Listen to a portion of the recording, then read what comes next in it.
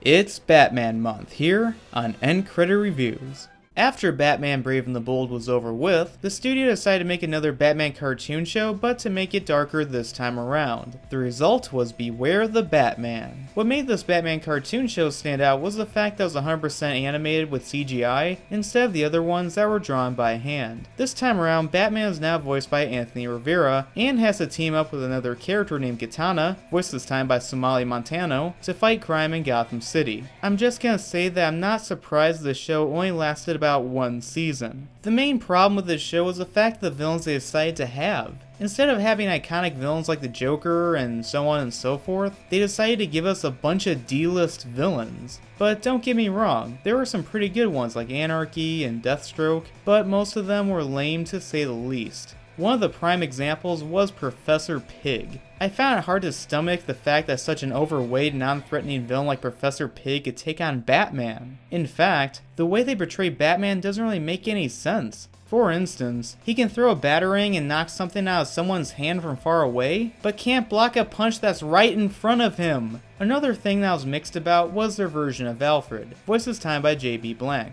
Although it was interesting they acknowledged the fact that he had military training, he came off less as Alfred and more like Jason Statham. The other was the sidekick Katana. I felt like they should have had a more familiar sidekick like Nightwing or Batgirl to help him out. Katana was just added in to add some more racial diversity to the show, and her disguise is terrible because the only difference between her costume and her casual attire was her mask. Like, no one could tell the difference. Now, what was interesting was the fact that most people only saw the first half of the season that was not very good. However, when they aired the second half on late nights, it actually kinda got better. Not only do they include more well-known Batman villains like Killer Croc and Man-Bat, but the story is also improved. However, I did not like their version of Two-Face, voiced this time by Christopher McDonald. What made Two-Face a tragic character was the fact that he was a nice person before tragedy struck him. However, in this one, he was more of a jerk, and there was little tragedy when he became that character. Like some people, I kinda wish this show would have lasted a little bit longer. But when they decided to give us such not so good villains, I was not that surprised when the show only lasted a measly one season.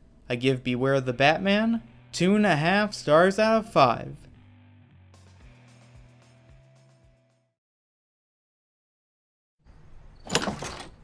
Creed? Can you take